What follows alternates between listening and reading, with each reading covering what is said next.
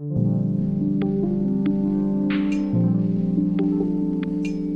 everyone, this is Karolis Vyšniauskas. You're listening to NARA podcast. Today we have an episode in English, and one of the authors of this episode is right here in the studio with me. It's our writer and photographer, Denis. Vėjas. Hi Denis. Hey Karolis. Denis, around a month ago, you and our colleague Sigita Vegytė, you went to Ukraine again, and you brought new stories to our listeners and to our readers, and we're going to share them in the next coming weeks. And today we have the very first one. I'll want to hear more about it, but maybe before we go into that, just can you say a few words about your recent Ukraine trip? Or where did you go? Why did you go there? Yeah, we came back about a month ago, and we've been there about 2 weeks in Ukraine. This time it's been really intense and like a wide trip, which we went all across the Ukraine, starting from Lviv as usual, and then going into Kiev, Kharkiv, Kramatorsk, Ivano-Frankivsk, and then back to Lviv, where we actually met Marta for this interview.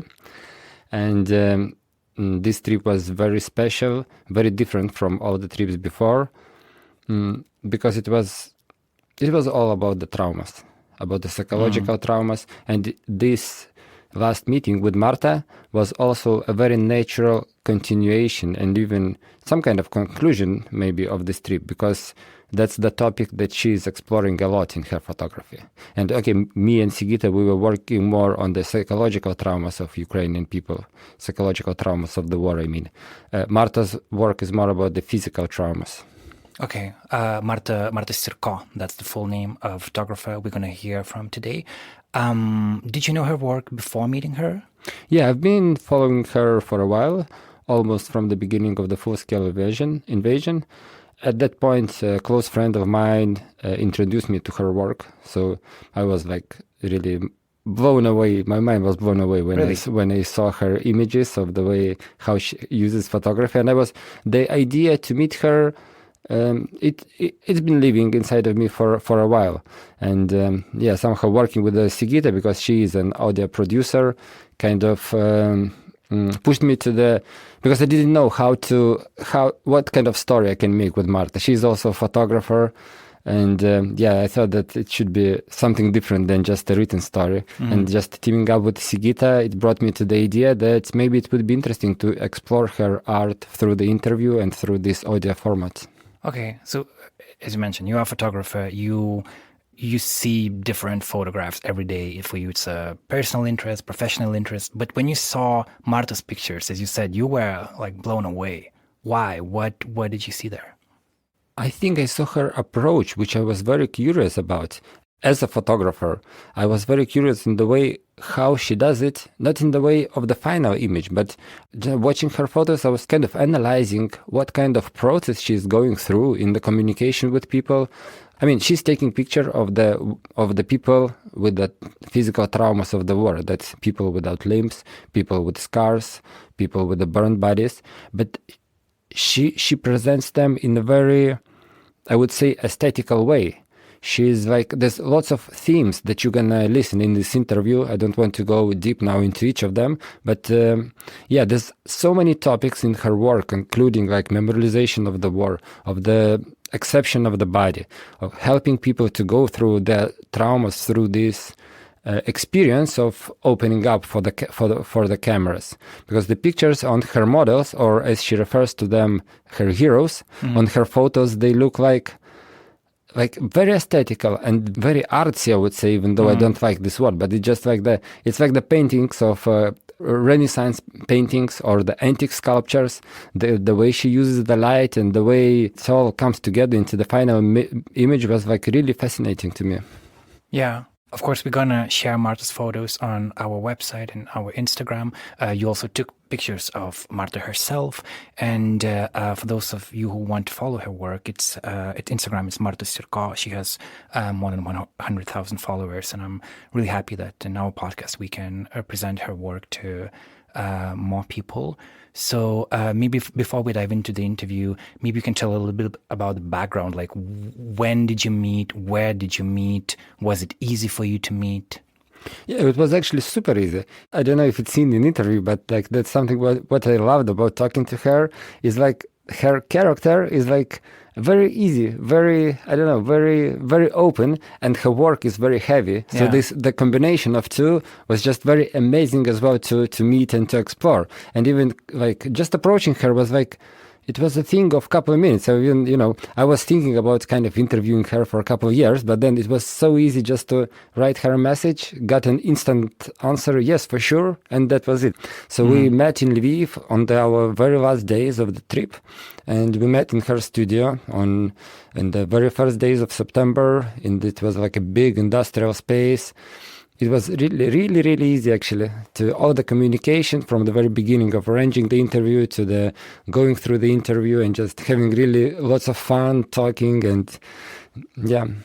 Amazing. Yeah, and for listeners, I suggest if you haven't seen Marta's work yet, I think the best experience is actually listen to the interview first, then imagine those pictures in your own head, and then after it, you go take a look at it and check, is this how I imagine them? For me, it was a little bit like that, but also way out there. I was really like, it was a journey to go through the interview and for the photos. So for everyone who is doing that journey now, I hope it's going to be a learning and enriching experience for you. So here's interview with Marta Syrko, art photographer and art historian from Lviv, Ukraine, interviewed by Denis Vėjas and Sigita Vegytė.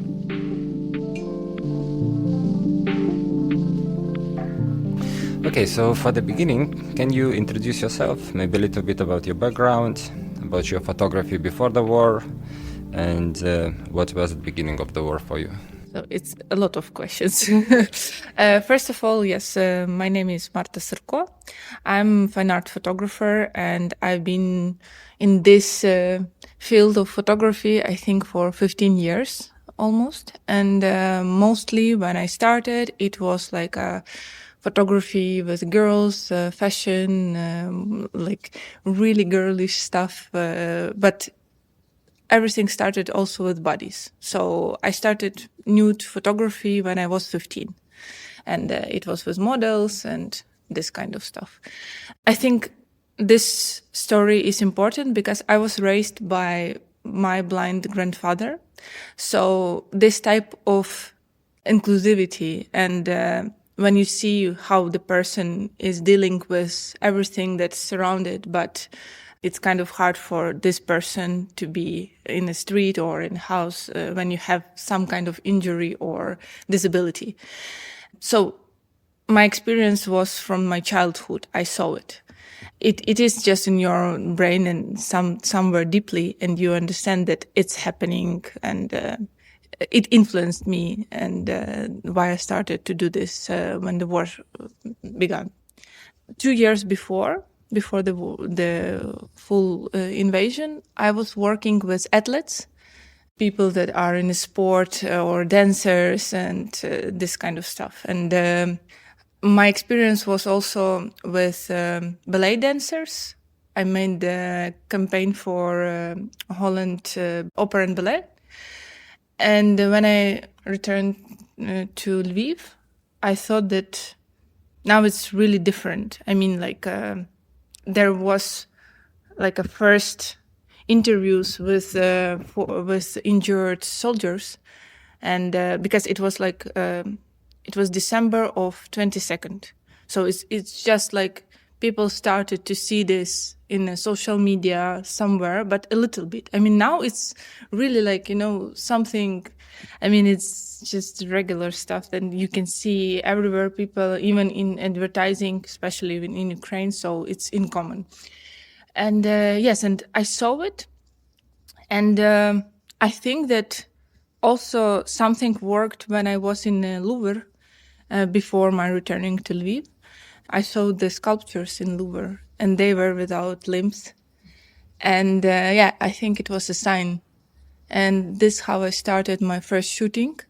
So the story now is really interesting because my first hero that I was shooted is Sasha Teren, and he was in the TV show in Bachelor. So, I mean, he's really showing that people without limbs, without legs, or without hands. It doesn't matter that they want to live their normal life. And he has his own show, how people with disabilities are looking for work. And I think that he's really promoted this, that everyone want to be the same. So yeah, it's how the story started. How you were preparing for this series, how you were finding people, how you were approaching them. So the psychology of the shooting, I think, is more important even with the shooting, because all the process that we are making photography is really short. I mean, like it's for 1 hour. But the conversation, how to prepare them, all the people that I've been shooting, it was, for example, their first experience to be naked. So it's not humiliating, but I think it's hard for them to show it. And I understand them, because my main question was also a little bit selfish. If it would happen with me, what I would do. And this whole project was also about like finding the way how to accept this and how to prepare yourself if it will happen with you. Because I live here and I understand that it can be. I don't think that it was hard, because when I made the first shooting with Sasha, internet helped me, especially social media. I've posted it and people really were interested in this theme because it was something really new.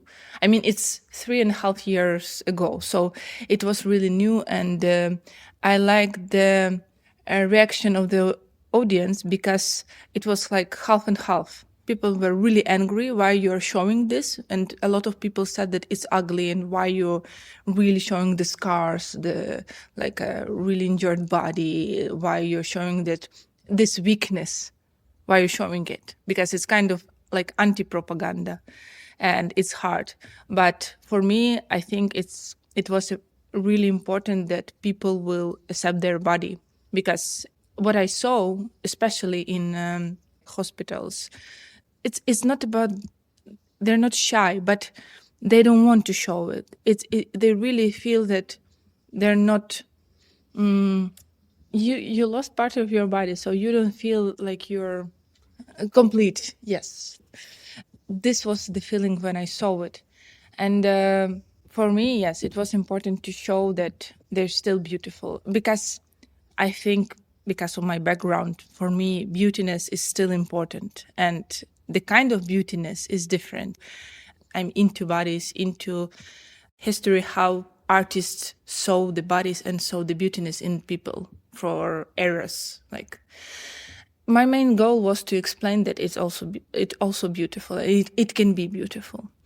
And with experience with all the heroes that I've been taking pictures, I saw that it's true. They really loved it. I mean, they enjoyed the process. They enjoyed, I think, my reaction, because I was really excited, and I never said that, like, but it's true, like, true feelings that I was excited. I really thought that it's beautiful, but it's hard, and I don't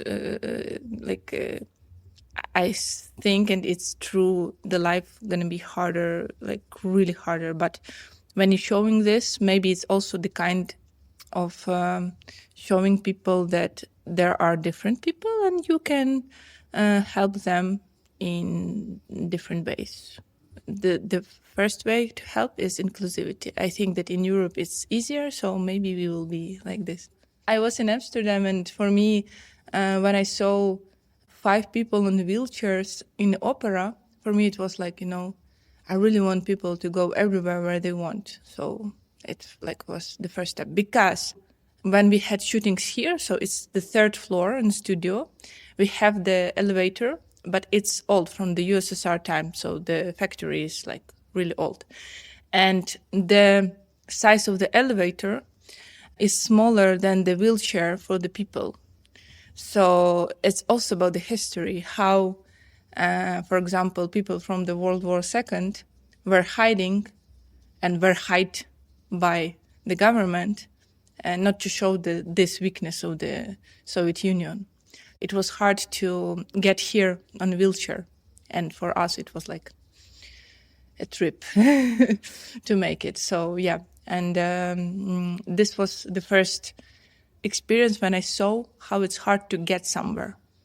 Now I understand it more deeply.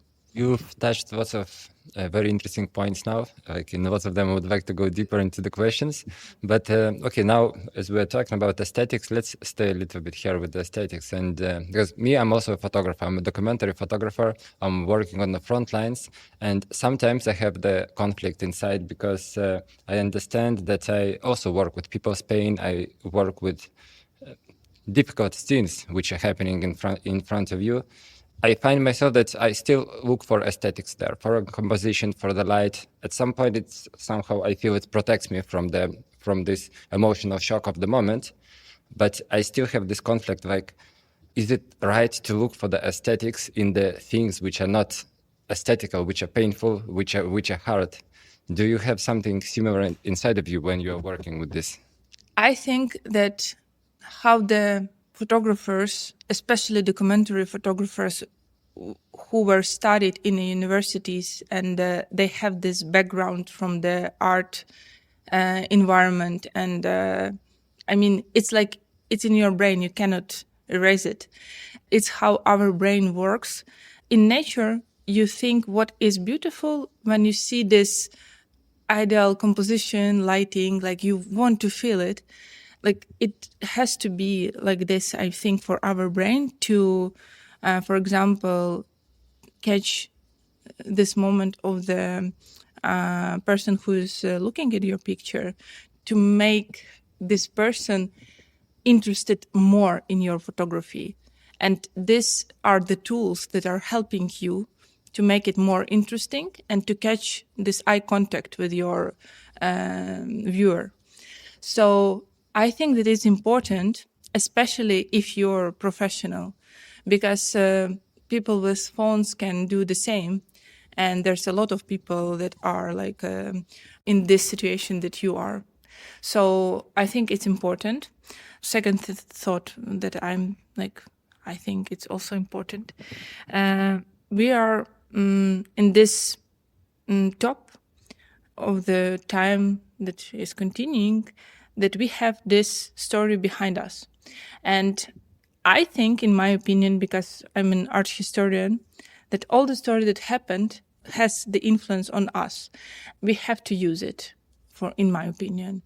All the photographers, famous photographers that been working on wars or on different situations, you know which photography is the most popular, with the lighting, with all the emotions. And I think that also cinema work at us like this.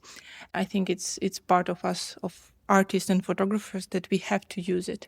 So yeah, but emotional part, it's complicated, especially now what I see in social media with our famous photographers, even Ukrainians, that they've been taking pictures in really like stressful situations after attacks, and just civilians. They said that that they didn't have the empathy, and they showed it really straight forward to the audience, and that it's really like horrible to show it.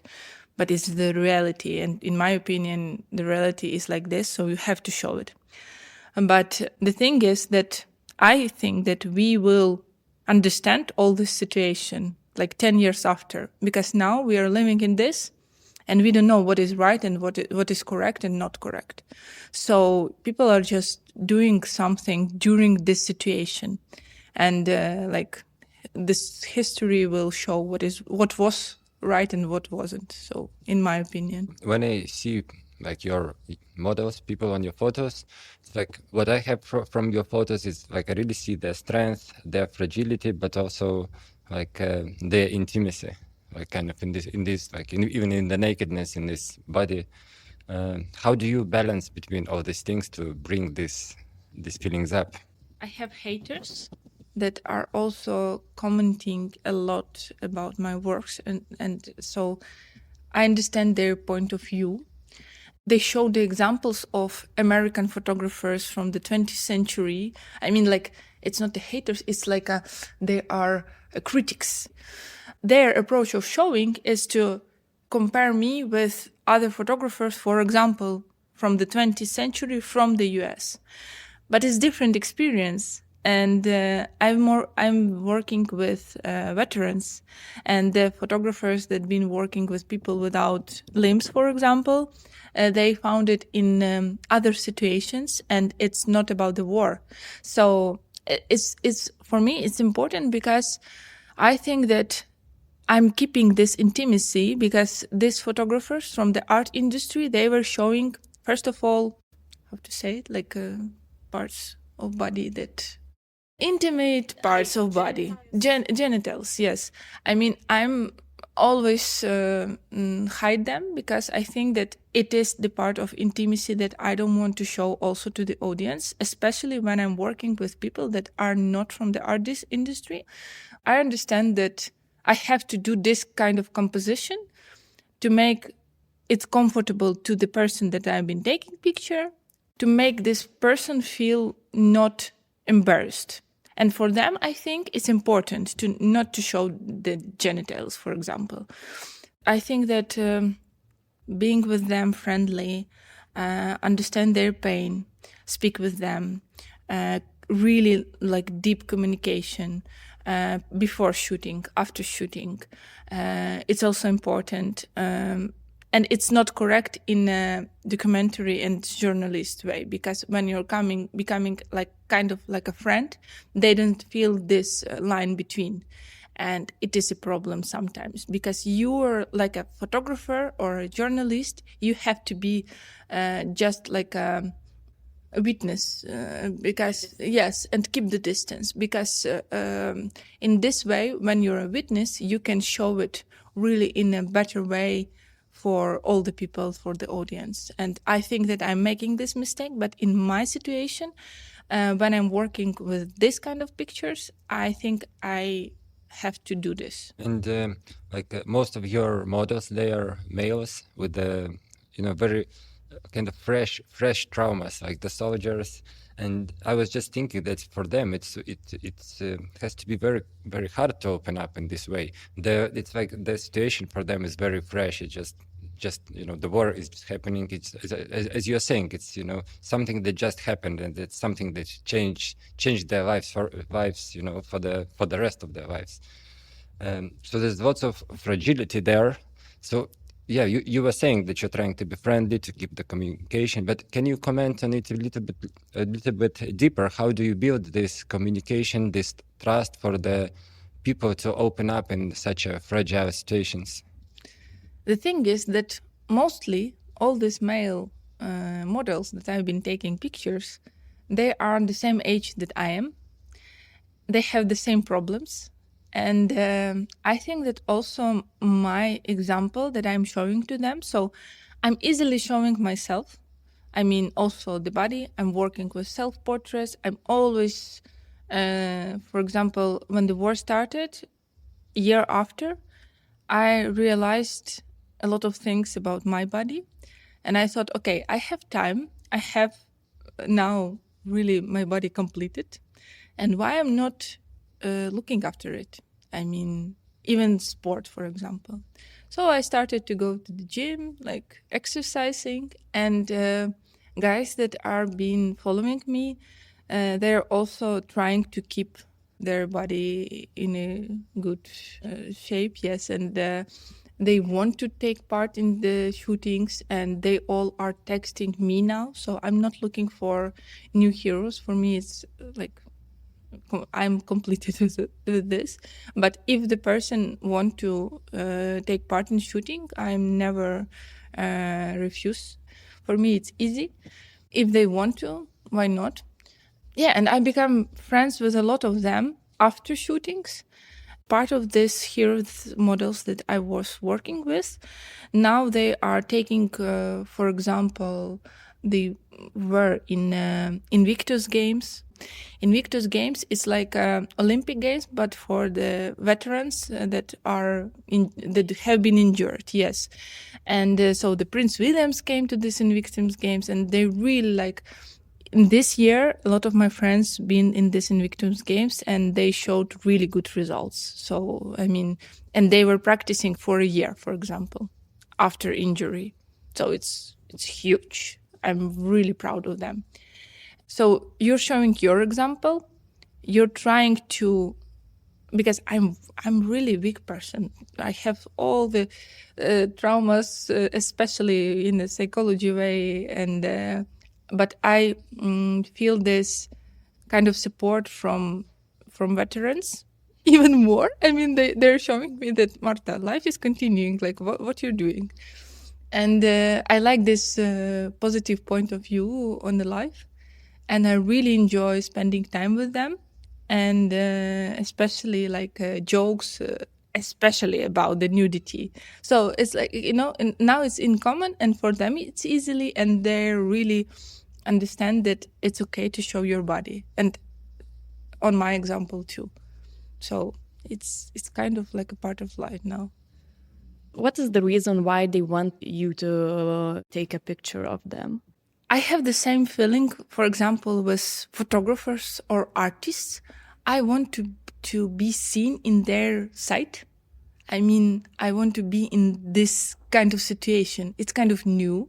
Like, you never been, for example, in artistic place. No one's seen you in this way with fabrics on you and you are naked. So I think it's just for them interesting experience. And when you see death really close, I think you understand that life is not forever, and you want to feel different kind of experiences in your life. So even in my life, I think that I opened to myself a lot of stuff after war, because you feel it, like when it can be the end tomorrow or today. So yeah, it's funny that I think they just want to feel the experience. Do you think that this photographing process can be also for them a part of the healing process of the trauma, a part of the accepting themselves? I don't want to be, like a really confident and say, yes, I'm healing them. But it's a small part of healing process that they are working with, because it's also about the time that you spend together. The process of shooting is quite long. And I think that I'm not a bad person. So, I mean, it's funny. And we are like discussing all the situations in life, and it's really fun. So it's not like we have these women on the streets that are crying and looking at veterans, like without limbs, and they really hate this, and they say like, I just want to have a beer or something, and people are looking at me. Like 2 weeks ago, I had a surgery on my face, and I had like a bandage on my face, and I also saw it, like all the people were looking at me, and it's just a small bandage on the face. And when you're without a limb, I think it's different kind of experience. People, they don't even recognize that they're looking at. And I think that veterans, they want to be seen by others, but not in this way, like that people feel sad or like it's not sad, like sorry for them, like they just want to be like a normal person. And so I think that now it's going to be really like a regular theme, and it's okay for everyone to see it. Did some of them maybe share their experiences after the photo shoot? How did they felt emotionally? What they were going through? I would tell about female. I also want to put attention on this, because I been taking pictures of 2 women. One of them was 3 women, sorry. One of them was civilian, and one was like a veteran. And the civilian woman, she was architect in Kherson. And this experience that she got there during the injury, her colleague, she died during the attack. And she said that, so it's a sign that she's alive, and she's gonna try everything new. And for her, like this shooting, and she also was a part of our movie about the injured people. She said that it's really cool experience. And when she was on the presentation of the movie, she had a speech, and I remember that she said, I really felt like a Venus on the picture. and I enjoyed it, like really enjoyed it. And I felt these emotions. And for me, it was, like, okay, completed, thank you. But I was really happy for her, and but she's now still in Kherson, and I really wish that she would come here, because it's quite hard there in this area where she is living. You mentioned that you have a long conversations before the shooting, etc. What do you talk about with them, and also what kind of jokes you make about nudity? They have their own sense of humor. I think you know it. I mean, like, really, they like to joke about all the stuff. And it's like with all the smaller part of the society, they can joke about their self, but you're not. And if they will allow you, it's okay. For example, 2 weeks ago, I met my friends. They lost their limbs, but one of them, his face was really burned. Like he's a tankist, and surgery was on his nose also. And they were making jokes that, so Marta, you have the same nose as our guy, like haha, like is it the same? And so it was funny it was okay that they made jokes about what we are talking. The same bullshit that we are talking with all the people. Family, girls, boys, I don't know, work, how to get money, how to get paid, and etc. I mean, the same problems. And I think that it's really like normal life conversations. Also, I think for me, it's easy with guys, especially because I like to speak about women, and I don't know why I'm really obsessed with women body, and I think we also have something in common with them, so it's interesting. Yeah.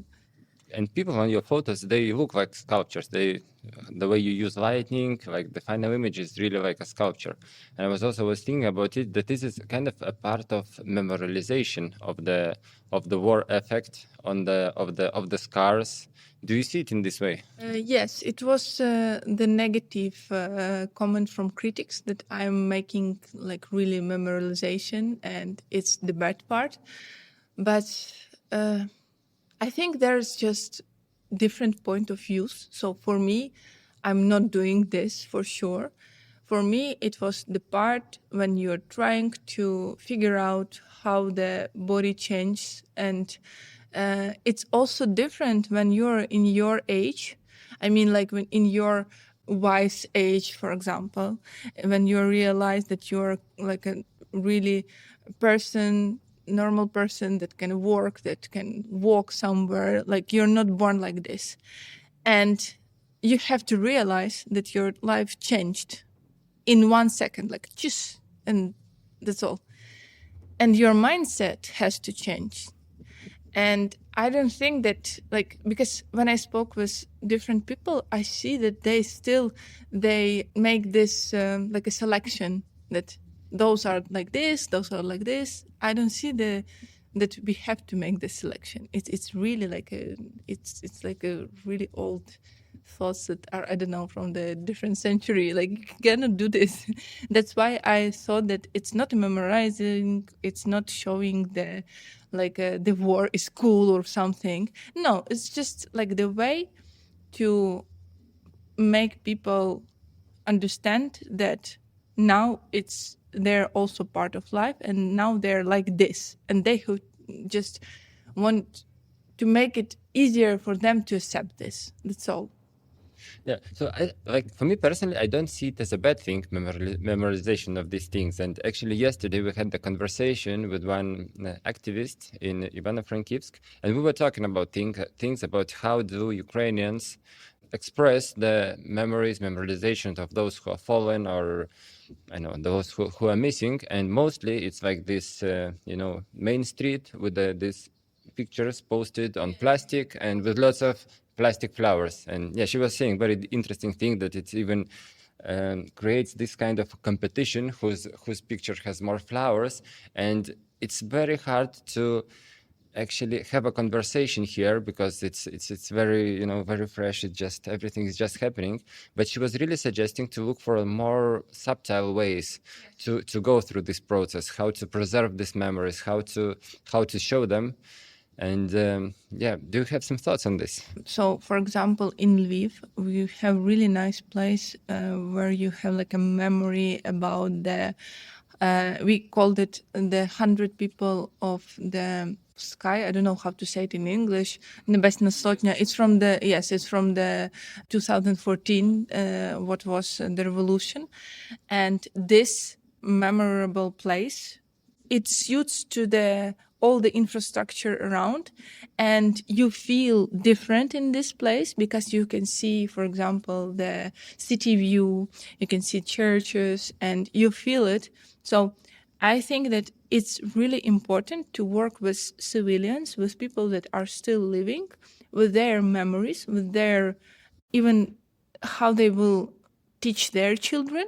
It's really important to work with this like social places in the cities or country, and it has to be a little bit different that this picture with plastic flowers. It's true, and we have designers and architects that are working on this, but you know it, that we need time to build it, we need also money, and we have these conversations, and a lot of people are against it now because they think that we have to spend all the money on the army. So it's a conflict, and you understand both parts of it. Memorials, yes. I mean, they have to be because you sometimes you don't feel it. That's why we have this minute of silence and the 9 o'clock. I think is also important because even 1 minute helps you to understand the reality, what is happening, and helps you to keep in your like a memory people that you lost. And it's also important because in this like routine, you really don't remember all the things. So I think it's kind of like in our culture that you now it's part of your life, and the memorials, everything, they have to be also with a taste, in my opinion. Yeah. Okay. Let's go back to your work. I kind of had this feeling that you're choosing photography as your main medium, as the way to communicate, but there's still lots of sculptures there. It's like even the series, it's named Sculptures, and like sculpture, it's like a I don't know, something like a statement, something like a really long-term living. Photography is something about the memory, about documenting the moment, but also something that makes it last.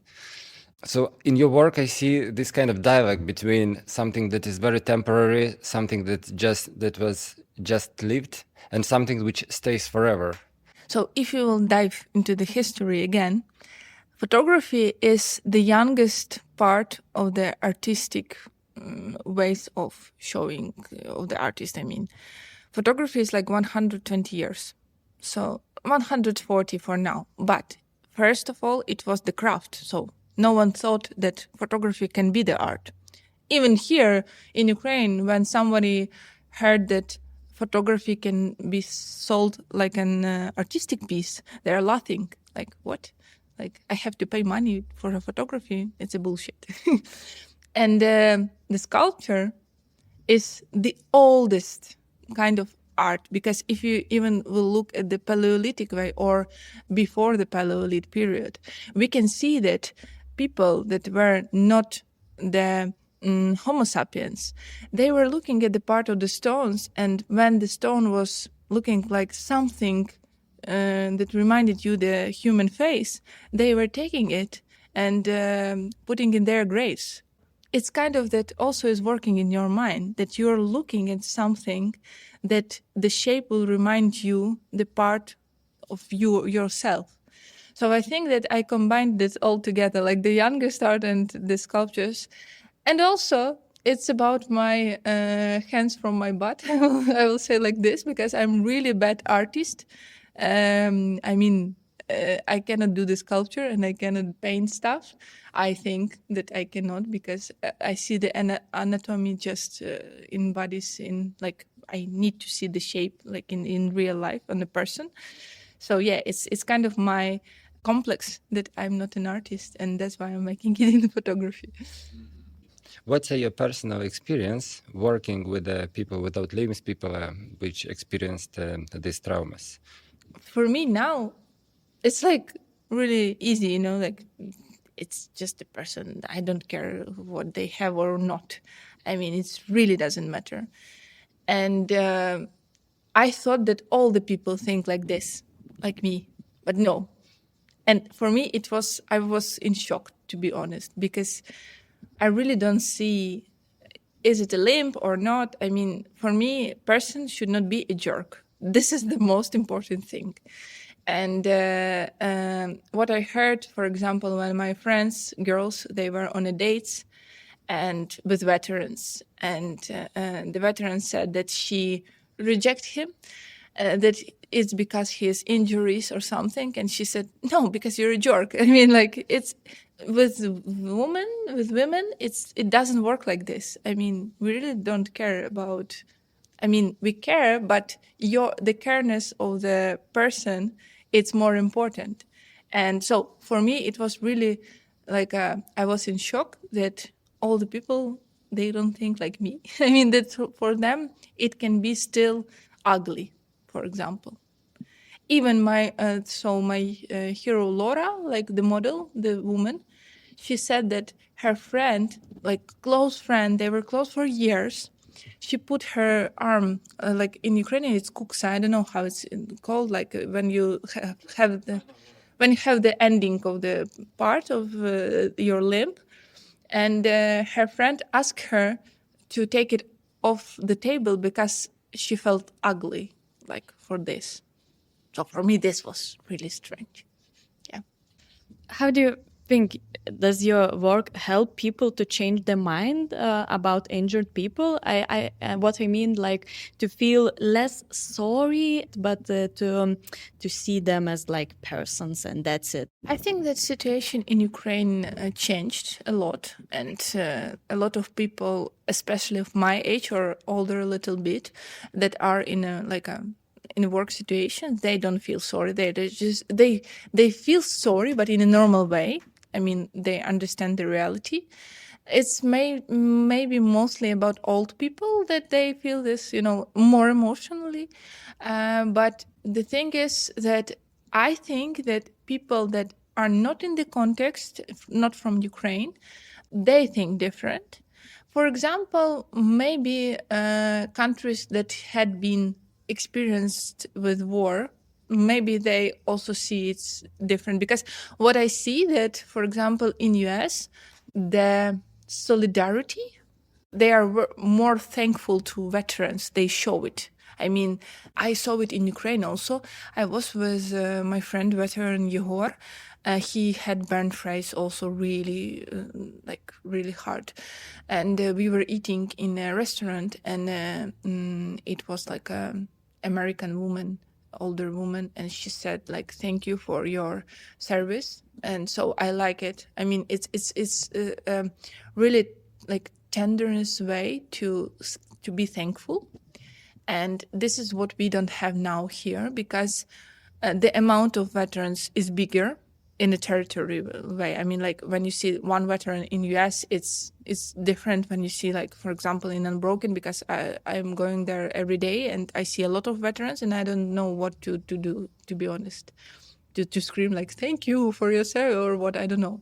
I mean, maybe, for example, if they will explain how to react, how to be with them, it will be easier.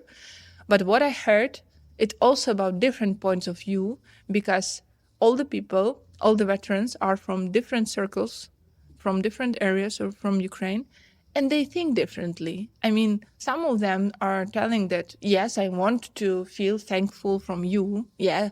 And some of them are telling, like, I don't want to be touched at all. So you never know. And I mean, I think we will deal with this in the future. Now it's not so important, but I think it's also the thing that you have to realize. Now we're in this stage of the war, which is very active, and all these injuries is very active. I think the empathy for the people, or attention they wanted to notice, is also more active what they're getting from the public. But like one day the war is going to be over, and the gap between the veterans and civil people who didn't maybe suffer as much from the war, probably gonna be becoming bigger and bigger. Do you think that art, like the things you do, could make this gap smaller and continue on making this gap smaller? It's a hard question because the gap it's gonna be huge, and it's gonna be new experience because you know that now this war it's totally new in a world history, especially with drones. Like it's horrible because what I heard that there is just even a gap between veterans from 2014 and now. So what's going to be with veterans from now and with people who are living here, especially men, I don't know. And how it's going to be, no one knows. The art, I will be realistic, the art will not help. I mean, we have to build a system in a culture, and the art should be, for example, more popular, more like a pop art to the bigger audience. Because I think that even my pictures, they are in this line between niche and between pop. It's like a really between. So because I'm breaking a lot of rules from the art industry, and I'm breaking rules from the pop industry of photography, and it's like really between. I'm not like a journalist, but I'm not the artist and not the pop photographer. It's something really between. And I don't know, it will not help. Nothing will help. I don't know what will help. We will see.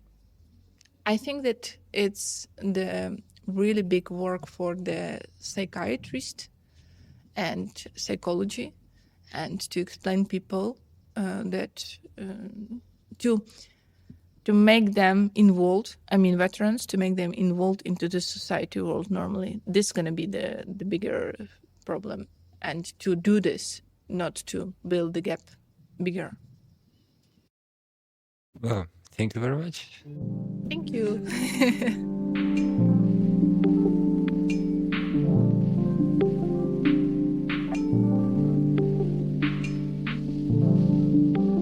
You just heard the interview with Marta Syrko, Ukrainian photographer and art historian, interviewed by Denis Vėjas and Sigita Vegytė in Lviv, Ukraine, this September. Denis, thank you so much for this work. Really, really great start of your Ukrainian stories. And maybe you can say a few words to our listeners, what they can expect. I guess you will be back to writing, right? Yeah, there's lots of writing to be done, like both for me and for Sigita. The mind is a bit blown by all the material that we brought. And that's a challenge this time, to put it all together into the stories, to make stories out of this. Yeah, well, take your time, and we'll be waiting for the moment to publish stories in NARA's website in Lithuanian language, maybe in English language as well. So for those of you who want to check Marta's work, go to nara.lt/en, our English version. You're going to see some pictures of her taken by you, Denis, and go to her Instagram and see all of the work that Marta described in this interview. Denis, thank you so much, and we'll be looking forward for more of your work from Ukraine. Thank you, Karolis. And thanks to Sigita Vegytė, producer of this episode, also to Justina Šimonytė, sound engineer at Martynas Mažvydas National Library in Vilnius, Lithuania. Here in the studio we are recording our voiceover. Thanks to Martynas Gailius, the composer of NARA podcast music. And also, I want to say thank you to all the colleagues at Perspectives Collective. Perspectives is this initiative bringing journalists from Central and Eastern Europe, and that is one of the ways for us to bring stories from Ukraine to you. Check out more of our work at nara.lt. My name is Karolis Vyšniauskas. I am an editor of NARA podcast. See you all very soon. Bye.